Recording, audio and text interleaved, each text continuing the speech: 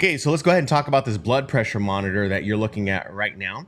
So I got this because, well, I have high blood pressure just a little bit. And my doctor asked me to go ahead and get one of these. So I went ahead and grabbed one. And this one actually works really well. It's at home, well worth the money. Just some things that you should be aware of whenever you do grab it, okay? So this is the unit itself. It does not come with a power cord, all right? But it does have an option for you to put batteries in the back of it. Now, I did not go for this option because I do know that batteries will go dead real fast, but it takes 4 AA batteries for you to go ahead and operate this if you want to do it, without being plugged into the wall. But it does have a connection right there for a USB-C cord. So, if you're going to get it, you're going to have to get maybe some adapters or whatever. What I have here at home is I have some plugs that have the ability to plug in a USB device. So you're going to get this cord right here, and this cord is not very long.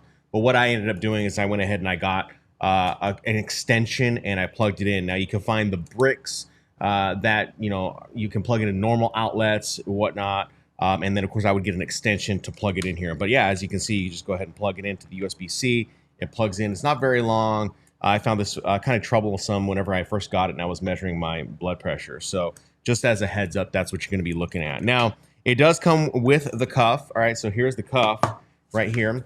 And the cuff, and it's going to state in the instructions, how you put this on your arm. And so there's an arrow that is pointing down. That's typically what should be pointing down, I do believe.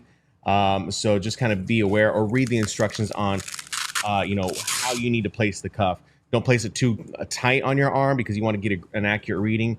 And when you do place the cuff on your own, you probably should rest for a little bit, because I did notice that whenever I was taking measurements of my blood pressure, that I was struggling to put the cuff on, and of course I was raising my blood pressure, and so you can get an inaccurate reading. So put the cuff on, wait a couple minutes, kind of relax.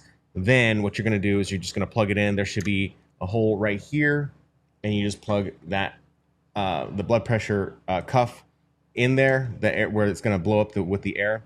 And yeah, that's it. Now this tube is made of rubber.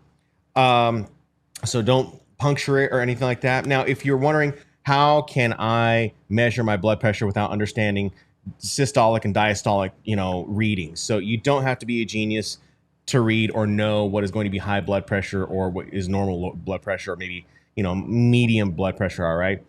What you can see on this device is that there's a green, yellow, and red, and there will be on the digital display, it will show you little hash marks that will raise up after it's done taking your reading, and it will tell you where your blood pressure stands. Now, I typically am in the lower red, just because, older, obviously, trying to back off on the salt, trying to lower the stress, things like that. But I have seen it in the yellow and in the green before, and I was like really, really relaxed and just not moving around a whole lot.